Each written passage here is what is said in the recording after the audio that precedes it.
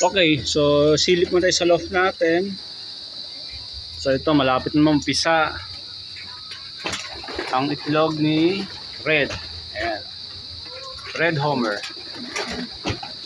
Okay. Then, dito sa baba, malapit na rin mapisa. Yan. Kay Almond. Ganda, pogi. Yan.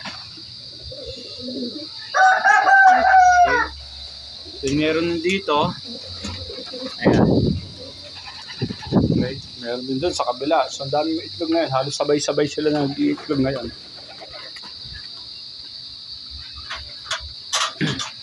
Ito. So GBH natin pairing.